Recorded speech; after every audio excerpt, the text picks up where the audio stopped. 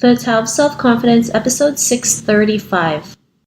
Welcome to the Tao of Self-Confidence, where I share stories of amazing women who have discovered their inner journey to self-confidence. Visit our website at thetaoofselfconfidence.com. Your inner journey to self-confidence awaits.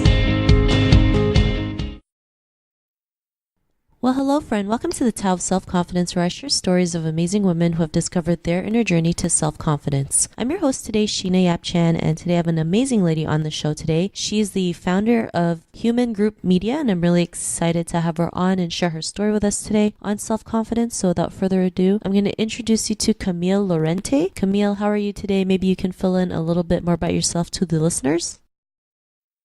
Hi, Sheena. Thanks for having me on your show. I'm Camille Laurente. I am the CEO and co-founder of Hueman Group Media. So we're a social good podcast company that partners with brands, organizations, thought leaders who want to ignite their social purpose. So we are really focused on harnessing the power of audio storytelling and inspiring our listeners to take action and, make a positive change in the world. So I started my company in late 2017, and we've been on an inspiring, tremendous journey as we've built out shows. And one of our shows is called Sincerely Human, wherein we feature advocates, philanthropists, and everyday change makers who are positively impacting the lives of strangers and communities around the world. Awesome. Well, thanks for sharing that. And Camille, what's your cultural background? So I'm Filipino. I was born and raised in the Philippines. Awesome. Well, thanks for sharing that. And what would be your favorite self-confidence quote? I would say I have a favorite self-confidence quote, but there's a quote that I would say, it really stuck to me. So it goes, the best way to gain self-confidence is to do what you're afraid to do. I think this quote really applies or has applied in my life, because anything that I've done, if there was kind of like a show reel about my life and my journey, it's wherein I try things that I haven't done prior, and it's kind of taking a leap of faith and just believing in myself that I have what it takes to do it and to succeed. Thanks for sharing that great quote. And it's funny because when people ask if you're afraid to do something and you're like, yeah, I am. It's when you're actually ready. So, our fears are our greatest indicators that, we are there to do something amazing, right? There's once you go over the other side of the hill or whatever you call it, that's where the magic happens. So thanks for sharing that great quote. And in your own words, how do you define self-confidence? So for me, I think it's just really believing that you have what it takes, to do what others can and are able to do. And it's always having something to say that matters. And I think one of the maybe applicable or kind of moments I've had with the quote I just shared and, having self-confidence is not letting other people dictate that you can't do something. I think that's real self-confidence. And it's really just believing and holding on to your potential. Thanks for sharing that great definition. And Camille, what was your life like before your discovery of self-confidence? I'm still on that journey, if I'm being very honest. But I would say, there's no one specific moment or one kind of discovery of self-confidence. But I guess to answer that question, I've had, moments of self-doubt, or, when I ask myself, am I good enough to tackle this? Am I ready to take on this challenge? And of course, it's not the best feeling. And I feel like other people can relate to that, where you fall into this trap and it kind of derails your plans and your dreams to achieve something. So that was I would say was my life before acknowledging that, I'm built to do what I'm doing now. Thanks for sharing that. And that's something we all go through, right? Especially as women, especially as Asian women. We're really great at, second guessing ourselves, doubting if we are capable or worthy enough to go out there and do something great. But what was that point in your life when you realized, like you mentioned, you took that leap of faith and, especially doing what you're doing? What was that aha moment?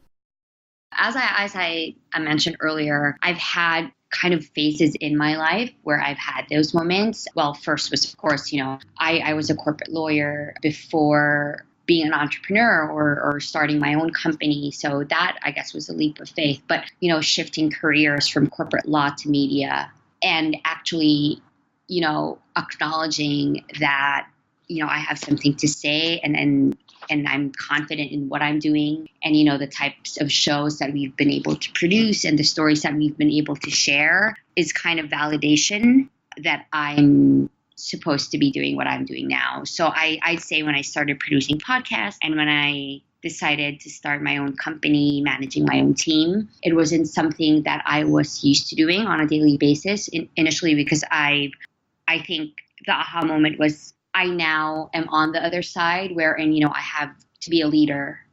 And I think the lesson there, if I may add, is that I've always learned by doing. So I can empathize with, what it's like to work at an entry-level job, to do kind of the legwork of producing something or creating something. And so that has worked really well in my favor. But now that I'm running my own company at Hueman and, I'm managing teams and I'm leading and I'm advising and mentoring people, that it's kind of a continuous validation that, I have the potential to be a leader or to be a great leader at that.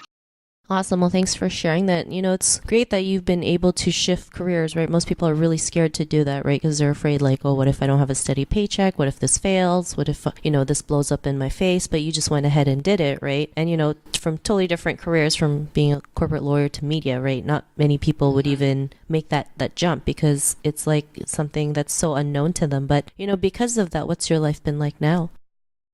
Well, it's been a real blessing, I would say. I think, again, some of the listeners might be able to relate to not feeling the passion for what you're doing. And so that's been kind of my story before, taking the leap to media and starting my own podcast company. And I realized that everything that I'm doing now or everything that has happened to me in the past, all of the challenges, all of the things that I had to go through have led me up to this point and have kind of prepared me for, the amazing things that are in store, for our company and, for the work that we do and, fulfilling our mission. And I would say because I've, quote unquote, discovered self-confidence or I've kind of owned my, my voice and my talents and my skills in this field, I've been, so much more confident in speaking about our mission, in,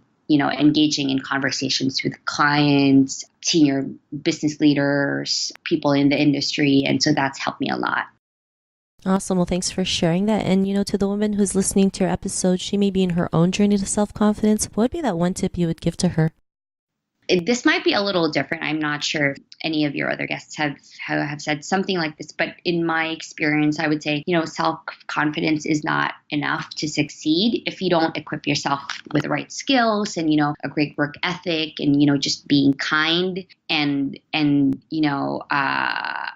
acknowledging that we're all humans, if I can say that, because I think self-confidence is owning your talents, owning your skills, believing in your potential. But I say if you have that and you work hard and you're kind to people, you're not stepping on anybody's toes, you acknowledge that you're not perfect or you can make mistakes and you learn from them, then I think, you'll go a really long way.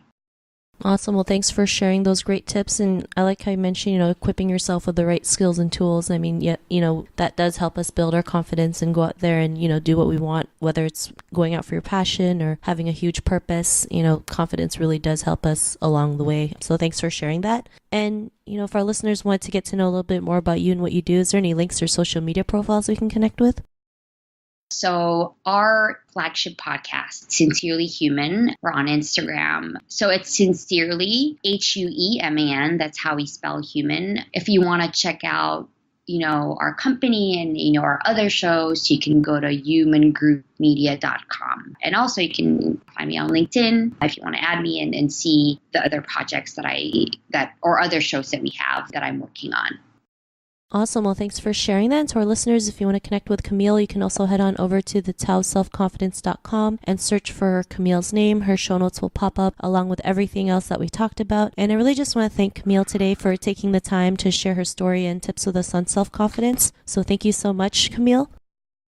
Thank you. Thanks, Sheena. Thanks so much for having me on the show. And I really hope I was able to share advice that women or listeners, your listeners, can take and apply in their own lives. Well, thanks again for doing this, and I'm sure the listeners enjoyed your story, so thanks again. And to the listeners, tune in to the next episode, and we'll talk to you soon. Bye for now. Thank you for tuning in to another amazing episode of The Tao of Self-Confidence. Want to learn how you can use podcasting to market your business? Download your free report by visiting our website at thetowofselfconfidence.com. Your inner journey to self-confidence awaits.